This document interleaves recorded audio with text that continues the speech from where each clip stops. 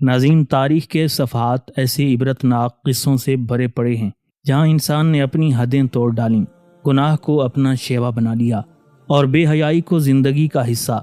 جب انسان اپنی فطرت کو مسخ کر دے، جب شرم و حیا مذاق بن جائے، جب بدعمالیاں عروج کو پہنچ جائیں تو پھر قدرت کی خاموشی ٹوٹتی ہے اور عذاب الہی کے کوڑے برسنا شروع ہو جاتے ہیں۔ قوم لوط کے قصے کو تو ہر سننے والا جانتا ہے، لیکن ذرا سوچئے، اگر کوئی بستی بے حیائی میں اس سے بھی آگے نکل جائے، اگر ایک پورا شہر گناہوں میں ایسا ڈوب جائے کہ ہر دوسرا گھر عیاشی کا اڈا بن جائے، تو پھر اس کا انجام کیا ہوگا؟ یہی حال تھا پومپئی نامی اس بدبخت شہر کا، ایک ایسا شہر جہاں بے حیائی اپنی انتہا کو چھو چکی تھی۔ وہاں کا بازار عشرت دن رات آباد رہتا، فحاشی کا کاروبار کھلے عام چلتا اور لوگوں کے لیے عیاشی روزمرہ کی بات تھی۔ مگر انسان یہ بھول بیٹھا کہ زمین و آسمان کا ایک رب ہے جو سب کچھ دیکھ رہا ہے، اور جب وہ فیصلہ فرما دے تو لمحوں میں بستیاں صفحہ ہستی سے مٹ جاتی ہیں۔ تاریخ گواہ ہے کہ پومپئی کے لوگ گناہوں کے سمندر میں اس قدر غرق تھے کہ انہیں اپنی تباہی کی آہٹ تک سنائی نہ دی، لیکن اللہ کی پکڑ ایسی سخت آئی کہ لمحوں میں پورا شہر راکھ کے ڈھیر میں بدل گیا۔ آج صدیاں گزر جانے کے بعد بھی اس شہر کے کھنڈرات، جمی ہوئی لاشیں اور پتھروں میں قید مناظر ہمیں پکار پکار کر خبردار کرتے ہیں۔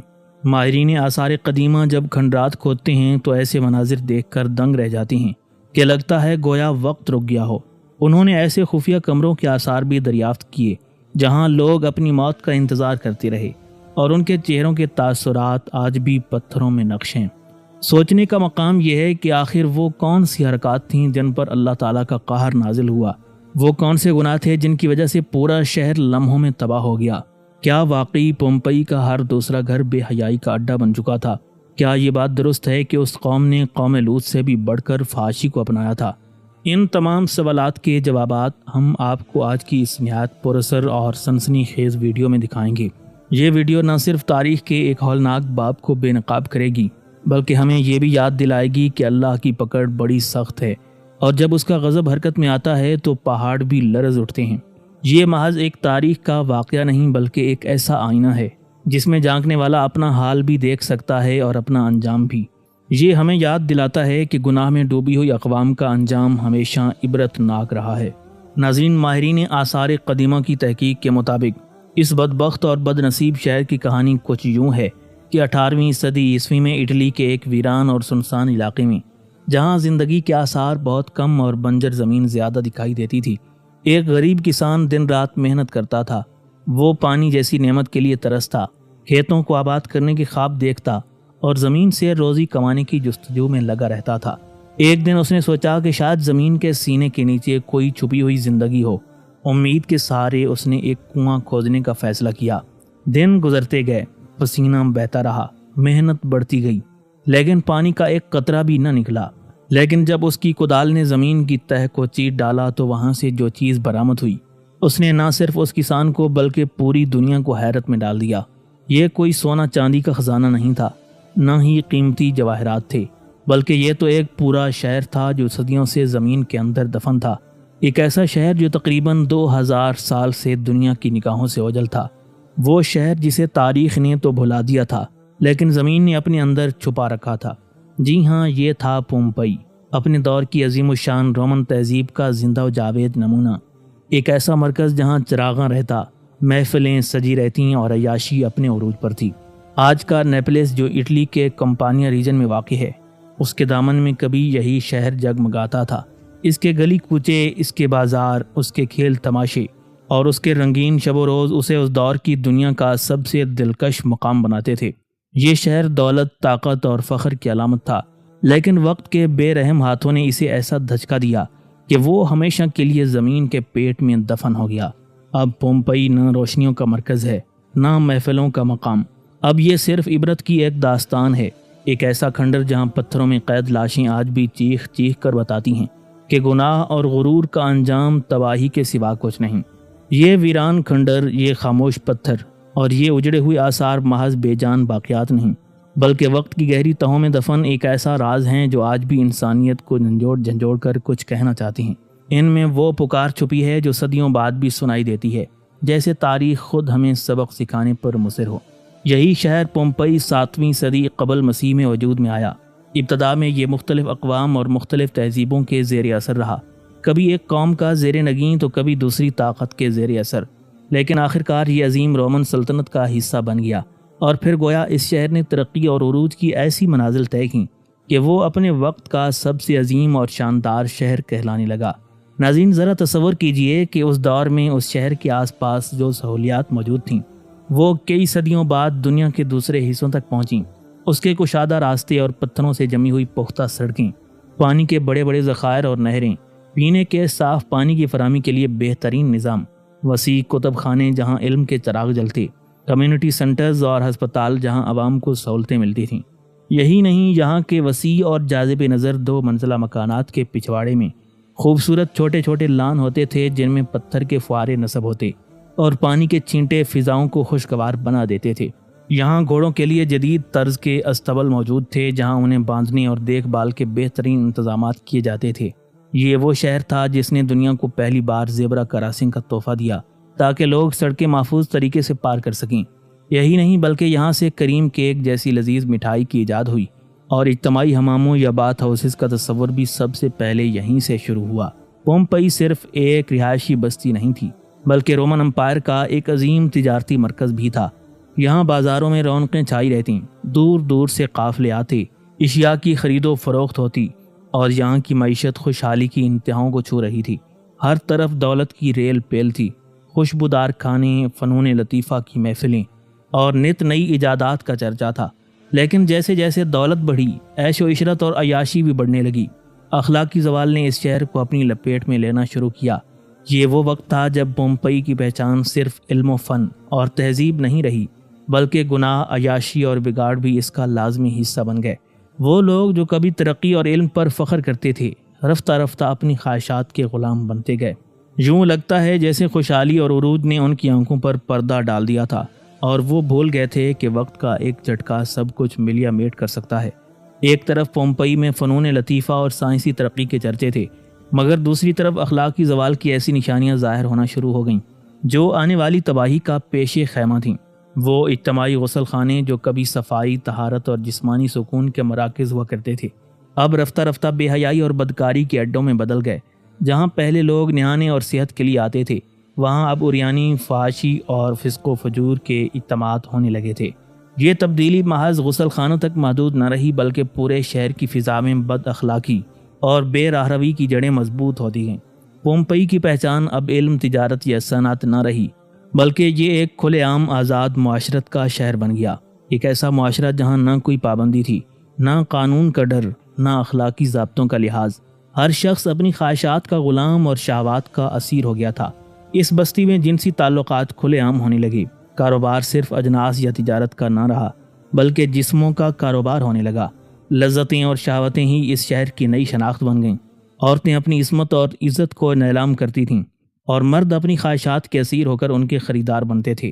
عیاشی کی محفلیں، رقص و سرور کی راتیں اور حرام کاری کے اڈے ہر طرف قائم تھے۔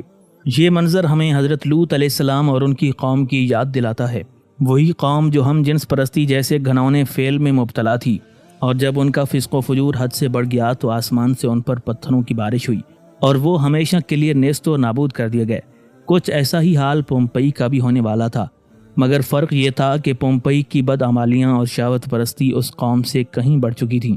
یہاں مرد و عورت کی خواہشات کی حد نہیں تھی، گناہوں کو فخر سے کیا جاتا اور بے حیائی کو فیشن سمجھا جانے لگا۔ بازاروں میں کھلم کھلا جسم فروشی ہوتی، مندر بھی شہوت پرستی کے اڈوں میں بدل چکے تھے۔ گویا ہر طرف نفس کی پرستش اور گناہ کا راج قائم ہو گیا تھا۔ وہ لوگ جو اپنے آپ کو دنیا کا سب سے مہذب اور ترقی یافتہ سمجھتے تھے، حقیقت میں اخلاقی دیوالیہ پن کے سب سے نچلے درجے پر جا چکے تھے۔ اور جب انسان اپنے ضمیر کی آواز کو دبا دے اور ہر حد پار کر جائے تو پھر قدرت بھی خاموش نہیں رہتی۔ پومپئی کا حال اس قدر بگڑ چکا تھا کہ انسانیت کی حدیں ہی مٹ گئیں۔ عورت کا مرد سے، مرد کا مرد سے، اور حتیٰ کہ جانوروں کے ساتھ بھی جنسی تعلقات عام ہو گئے تھے۔ یہ ناپاک اور گھنونا عمل نہ کوئی معیوب سمجھا جاتا اور نہ ہی اس پر کسی کو شرم آتی۔ شہر کا بنیادی پیشہ جسم فروشی بن گیا تھا، اور یہ بدکاری اس بستی کی معیشت کا سب سے بڑا ستون بن چکی تھی۔ یہ کاروبار صرف عورتوں تک محدود نہیں تھا بلکہ طاقتور اور صحت مند مرد بھی کھلے عام اس دلدل میں اترے ہوئے تھے۔ غلام تو غلام، خود آزاد شہری بھی بکنے لگے۔ کوئی اپنی عصمت بیچ کر زندہ رہتا تو کوئی دوسروں کی عصمت خرید کر اپنے نفس کی آگ بجھاتا۔ شہر کی اشرافیہ اور امراء بھی اس گندگی سے محفوظ نہیں تھے، بلکہ وہ تو خود اس کو فروغ دینے والے تھے۔ بڑے بڑے حاکم اور افسران یا تو اپنے قبہ خانوں کے مالک تھے یا پھر جسم فروش غلاموں کی تجارت کرتے تھے۔ معاشرہ الٹا چل رہا تھا۔ جس قدر کوئی شخص گناہوں اور فحاشی میں ڈوبا ہوتا، وہ اتنی ہی عزت اور شہرت کا حقدار سمجھا جاتا۔ حیرت تو یہ ہے کہ رومی افسران کی بیویاں بھی اس بدکاری میں مبتلا تھیں اور بجائے شرم کے وہ اس پر فخر کرتی تھیں۔ یہ وہ مقام تھا جہاں گناہ عبادت بن گیا تھا اور بد کرداری کو اعلیٰ تہذیب کا نشان سمجھا جاتا تھا۔ آج جب ماہرین آثار قدیمہ نے پومپئی کے کھنڈرات کھود کر نکالے تو وہاں کی دیواروں پر لکھی تحریریں اور تصویریں دیکھ کر سر جھکانے لگے۔ ایسی فحش، بے حیا اور غیر فطری تصاویر تھیں کہ انہیں دیکھ کر انسان کا دل دہل جاتا ہے۔ دیواروں پر کندہ اشعار اور عبارتیں کھلی عریانی اور ناپاک جذبات کا اظہار تھیں۔ یہ وہ گندگی ہے جس کی مثال نہ ماضی میں ملتی ہے اور نہ مستقبل میں کبھی کوئی معاشرہ اس کا ہمسر ہو سکتا ہے۔ گویا پومپئی ایک ایسا شہر بن چکا تھا جو خود اپنی موت کو آواز دے رہا تھا۔ اصل میں وہ دیواریں محض نقش و نگار کا کاغذ نہیں تھیں، بلکہ اس قوم کی بگڑی ہوئی روح کا آئینہ تھیں۔ وہاں کی شاعری اور عبارتیں ایسی تھیں جنہیں زبان پر لانا بھی شرمناک ہے۔ یہ تحریریں اس بات کا ثبوت تھیں کہ پومپئی کے باسی نہ صرف اخلاقی طور پر گر چکے تھے، بلکہ فطرت کے اصولوں کو للکار کر اپنی ہوس کو ہی دین بنا بیٹھے تھے۔ آزاد جنسی تعلقات، ہم جنس پرستی اور حیوانیت کی آخری سرحدیں عبور کر چکی یہ قوم اپنی بربادی کے دہانے پر کھڑی تھی۔ یہ سب کچھ اس وقت ہو رہا تھا جب وہ شہر ایک آتش فشاں پہاڑ ماؤنٹ ویزویوس کے دہانے پر واقع تھا۔ خطرہ ہمیشہ ان کے سروں پر منڈلاتا رہتا، مگر وہ غافل تھے۔ گناہوں کی مستیوں میں مدہوش یہ لوگ سمجھتے تھے کہ ان کے محلات، ان کی دیواریں اور ان کے خزانے انہیں ہر آفت سے بچا لیں گے۔ مگر سن 89 میں وہی آتش فشاں پہاڑ ایسا دھاڑا کہ پورے آسمان پر اس کا دھواں اور راکھ چھا گئی۔ آگ اگلتے پہاڑ نے ایسی لپٹیں ماریں کہ انگاروں کے طوفان اور پتھروں کی بارش نے زمین کو ہلا دیا۔ دیکھتے ہی دیکھتے لاکھوں ٹن وزنی دہکتی راکھ پومپئی پر برسنے لگی۔ گلیاں، بازار، محل سب آگ کے طوفان میں لپٹ گئے۔ چند لمحوں میں 20,000 انسان تڑپتے ہوئے موت کے منہ میں چلے گئے۔ وہ لوگ جو زیر زمین خفیہ تہخانوں میں چھپ گئے تھے، انہیں لگا تھا کہ یہ مضبوط دیواریں انہیں بچا لیں گی، مگر وہاں نہ روشنی تھی نہ ہوا، صرف گھپ اندھیرا، گھٹن اور زہریلے دھوئیں کا راج تھا۔ جیسے ہی دہکتی ہوئی راکھ اور گرم لاوا ان پر گرا تو وہ سب وہیں پتھر کی مورت بن کر رہ گئے۔ ان کمروں سے جب بعد میں آثار نکالے گئے تو انسان کے سانس رک جاتے ہیں۔ ماں اپنی گود میں بچے کو لپٹائے ہوئے تھی، شوہر بیوی کے ہاتھ تھامے ہوئے تھا، کچھ لوگ گھٹنے ٹیکے دعائیں مانگتے ہوئے پتھر کی بت بن گئے تھے۔ ان کے چہرے آج بھی وہی خوف اور گھبراہٹ بیان کرتے ہیں جو اس قیامت خیز لمحے میں ان پر طاری تھی۔ یوں پومپئی اپنی رنگ رلیوں کے عروج پر تھا کہ اچانک موت نے ان پر ایسا وار کیا کہ صدیوں کے لیے زمین کے نیچے دفن ہو گیا۔ ماہرین آثار قدیمہ نے جب پومپئی کے کھنڈرات کی کھوج شروع کی تو وہاں سے جو مناظر برآمد ہوئے وہ انسانی تاریخ کے لیے ناقابل یقین اور روح کام دینے والے تھے۔ پتھروں میں جمی ہوئی وہ لاشیں آج بھی چیخ چیخ کر اس قوم کے گناہوں کی گواہی دیتی ہیں۔ کسی ماں کی ہڈیوں کے ڈھانچے میں اب بھی بچے کی ننھی سی صورت لپٹی ہوئی تھی، جیسے وہ آخری لمحے تک اپنی ممتا کی ڈھال فراہم کر رہی ہو۔ کچھ لوگ گھٹنوں کے بل جھکے ہوئے ملے جیسے عاجزی کے عالم میں رب کو پکار رہے ہوں، اور کچھ ہاتھ اٹھائے ہوئے ایسے تھے گویا دعا میں ڈوبے ہوئے ہوں اور موت کے جھٹکے کے ساتھ پتھر کی مورت بن گئے ہوں۔ وہ زیر زمین کمرے آج بھی پومپئی کے کھنڈرات میں ایک خفیہ قبرستان کی طرح موجود ہیں۔ ہر کمرہ ایک داستان سناتا ہے، ہر ڈھانچہ چیخ چیخ کر اس المیے کی گواہی دیتا ہے۔ یہ کوئی ایک لمحے کا عذاب نہیں تھا، بلکہ 3 دن اور 3 راتیں تک وہ آتش فشاں پہاڑ مسلسل آگ، دھواں اور لاوا اگلتا رہا۔ شہر کے محلات، بازار، گرجا گھر، باغات اور گلیاں سب پگھلتی ہوئی آگ میں ڈوب گئیں۔ آخرکار وہ شاندار اور پر رونق شہر 13 سے 20 فٹ موٹی تہہ کے نیچے دب کر صفحہ ہستی سے مٹ گیا۔ لاوے کے ٹھنڈا ہو جانے کے بعد صدیوں تک کوئی یہ نہ جان سکا کہ یہاں کبھی ایک بستی موجود تھی۔ زمین پر بس راکھ کے ڈھیر اور پتھروں کے پہاڑ رہ گئے تھے۔ لوگ گزرتے تو اسے ایک بنجر اور ویران خطہ سمجھ کر آگے بڑھ جاتے۔ پھر سن 1748 عیسوی میں اچانک ایک حادثاتی دریافت نے دنیا کو چونکا دیا۔ جب کھدائی کا آغاز ہوا تو ایک ایسا شہر سامنے آیا جو وقت کی مٹی کے نیچے سویا ہوا تھا۔ ماہرین نے دیکھا کہ اس کے تھیٹر آج بھی اپنی اصلی حالت میں موجود تھے۔ کھیلوں کے میدان گویا کل ہی آباد ہوئے ہوں۔ بازاروں کی دکانیں، تجارتی مراکز اور شاندار غسل خانے سب اپنی شکلوں میں استادہ تھے۔ ایسا لگتا تھا جیسے وقت تھم گیا ہو اور پھر اچانک کھل گیا ہو۔ لیکن سب سے زیادہ ہولناک منظر وہ تھا جب ان کھنڈرات سے جمی ہوئی انسانی لاشیں دریافت ہوئیں۔ ایسا لگتا تھا جیسے قدرت نے جان بوجھ کر ان کی حالت کو پتھر میں ڈال دیا ہو، تاکہ آنے والی نسلیں دیکھ سکیں کہ جب کوئی قوم اخلاق کی زوال اور گناہوں کی انتہا پر پہنچتی ہے تو کائنات کا نظام کس طرح اس کا صفایا کر دیتا ہے۔ یوں پومپئی کی دریافت نہ صرف ایک تاریخی واقعہ بنی، بلکہ پوری انسانیت کے لیے یہ ایک دائمی پیغام بن گئی کہ دنیا کی کوئی طاقت، کوئی شان و شوکت اور کوئی تمدن خدا کی پکڑ سے بچ نہیں سکتا۔ یوں لگتا ہے جیسے اللہ تعالیٰ نے اس گمراہ قوم کو آنے والی دنیا کے لیے ایک مستقل عبرت کا نشان بنا دیا ہو۔ جو جس حال میں تھا وہ اسی حال میں جم کر رہ گیا۔ کوئی سجدے میں ڈوبا ہوا تھا، کوئی دعا کے لیے ہاتھ اٹھائے کھڑا تھا، کوئی ماں اپنے بچے کو سینے سے لگائے بیٹھی تھی، اور سب پتھر کی مورت بن گئے۔